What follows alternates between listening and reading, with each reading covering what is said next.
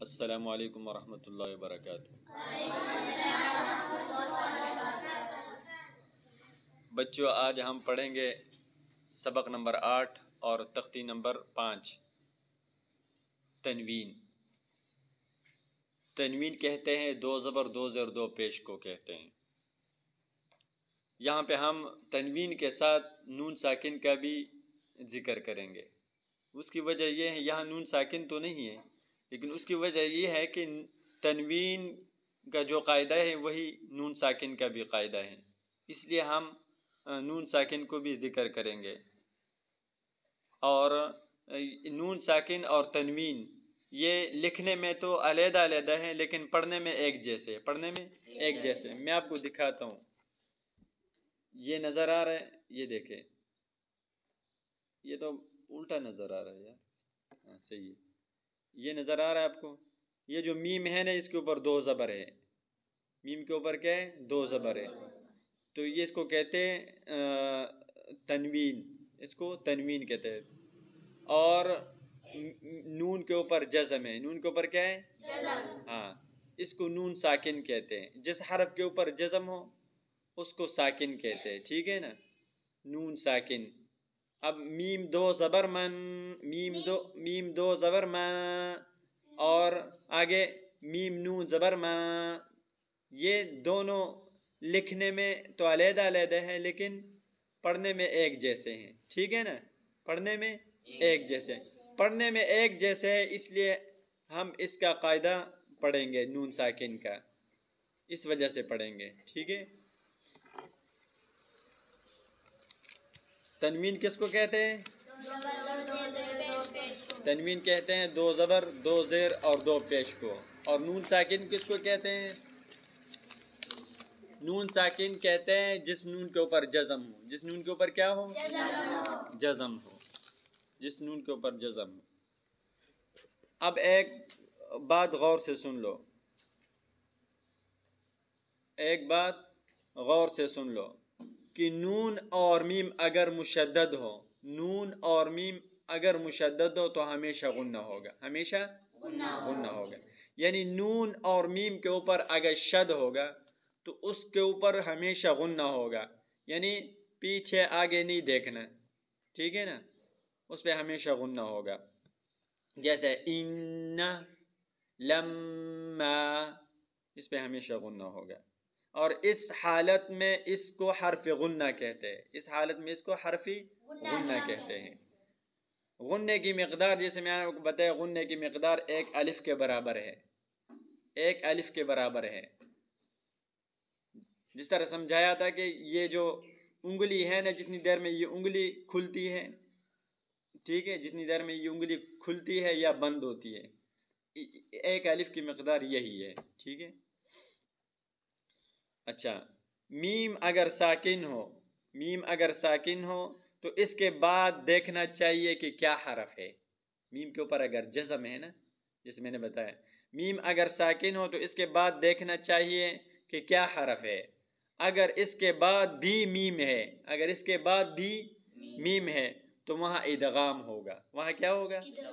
ادغام ہوگا۔ یعنی دونوں میمیں، دونوں جو میمیں ہیں نا، ان کو ملا کر ایک کر دیں گے، ان کو ملا کر ایک کر دیں گے، اور اس میں غنہ بھی ہوگا، اس میں کیا ہوگا؟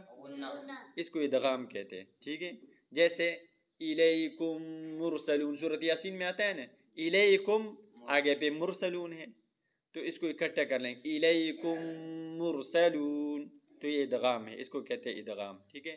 ادغام کہتے ہیں ایک حرف کو دوسرے حرف کے اندر داخل کرنا، ایک حرف کو دوسرے حرف کے اندر داخل کرنا۔ اور اس ادغام کو صغیری مثلین کہتے ہیں، اس ادغام کو کیا کہتے ہیں؟ صغیری مثلین، ہاں کہتے ہیں۔ اور اگر میم ساکن کے بعد با ہوئے، اگر میم ساکن کے بعد کیا ہے؟ با ہے، تو وہاں غنہ کے ساتھ اخفا ہوگا، وہاں غنہ کے ساتھ اخفا ہوگا۔ جیسے من یعتصم باللہ، من یعتصم باللہ، اور اس کو اخفاء شفوی کہتے ہیں، اس کو کیا کہتے ہیں؟ اخفاء شفوی کہتے ہیں۔ اگر میم ساکن کے بعد میم اور با کے سوا اور کوئی حرف ہے تو وہاں میم کا اظہار ہوگا، وہاں میم کا اظہار یعنی غنہ نہیں ہوگا۔ اظہار کس کو کہتے ہیں؟ جہاں پہ غنہ نہ ہو، یعنی میم کا اظہار ہوگا یعنی غنہ نہیں ہوگا۔ جیسے انعمت، انعمت، نون ساکن کے بعد حروف حلقی میں سے عین آ رہا ہے تو یہاں پہ غنہ نہیں ہوگا۔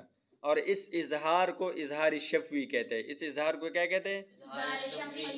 آگے آگے آگے قاعدہ، نون ساکن اور نون تنوین کے بعد، نون ساکن اور تنوین کے بعد اگر حروف حلقی میں سے کوئی حرف آئے تو وہاں نون کا اظہار کریں گے، یعنی ناک میں آواز نہیں لے کے جائیں گے، ناک میں آواز نہیں لے کے جائیں گے، اور غنہ بھی نہیں کریں گے۔ جیسے انعمت، جیسے انعمت، جیسے سواء علیہم وغیرہ۔ اس اظہار کو اظہاری حلقی کہتے ہیں۔ آگے، نون ساکن اور تنوین کے بعد، نون ساکن اور تنوین کے بعد اگر ان 6 حرفوں میں سے کوئی حرف آ جائیں جس کا مجموعہ ہے یرملون، جس کا مجموعہ کیا ہے؟ یرملون، یرملون، جیسے آپ کو بتایا تھا نا یہ 6 حروف ہے، یا را میم لام واو نون، ٹھیک ہے نا؟ نون ساکن اور تنوین کے بعد ان 6 حرفوں میں سے کوئی بھی حرف آ جائے جس کا مجموعہ ہے یرملون تو وہاں پر ادغام ہوگا، وہاں پر کیا ہوگا؟ ادغام، وہاں پر ادغام ہوگا، یعنی نون اس کے بعد والے حرف سے بدل کر دونوں ایک ہو جائیں گے، یعنی نون اس کے بعد والے حرف سے بدل کر دونوں ایک ہو جائیں گے۔ جیسے من لدن ہو، جیسے کیا؟ یہ تو اصل میں من لدن ہو ہے، من لدن ہو، لیکن آگے حروف یرملون میں سے نون ساکن کے بعد حروف یرملون میں سے لام آ رہا ہے تو اس لیے ادغام ہوگا، نون کو لام کے اندر داخل کریں گے، من لدن ہو، من لدن ہو تھا نا تو من لدن ہو جائے گا، ٹھیک ہے؟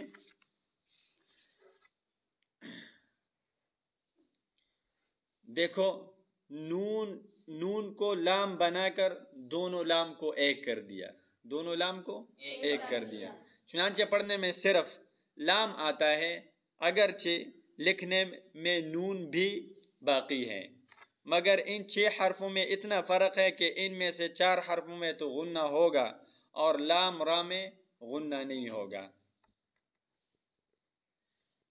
اب شروع کرتے ہیں۔ میم 2 زبر ما، میم 2 زیر مین، میم 2 پیش مو، ما، مین، مون، با 2 زبر با، با 2 زیر بین، با 2 پیش بون، بن، بین، بون، واو 2 زبر وان، واو 2 زیر بین، واو 2 پیش وون، وان، بین، وون، فا 2 زبر فان، فا 2 زیر فین، فا 2 پیش فون، فان، فین، فون،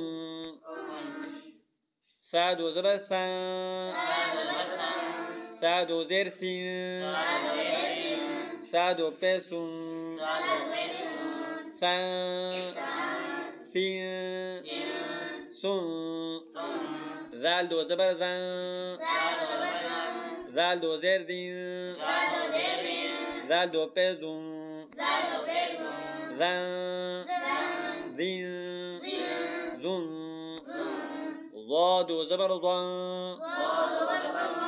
ضاد 2 زیر ضین، ضاد 2 پیش ضون، ضان، ضین، ضون، زا 2 زبر زان، زا 2 زیر زین، زا 2 پیش زون، زان، زین، زون، بس یہ آج ہمارا آج کا سبق تھا. دیکھیں یہ جو ضا کے بعد الف آ رہا ہے نا، ضا کے ضا دو زبر، اس کا الف نہیں پڑھا جائے گا. دو زبر کے ساتھ جو الف آتا ہے نا وہ نہیں پڑھا جاتا. ٹھیک ہے، اکثر لوگ پڑھتے ہیں ضا الف دو زبر ضان، یہ غلط ہے. ایک زبر کے ساتھ اگر الف آ جائے تو وہ پڑھا جائے گا. ٹھیک ہے نا. السلام علیکم ورحمۃ اللہ وبرکاتہ.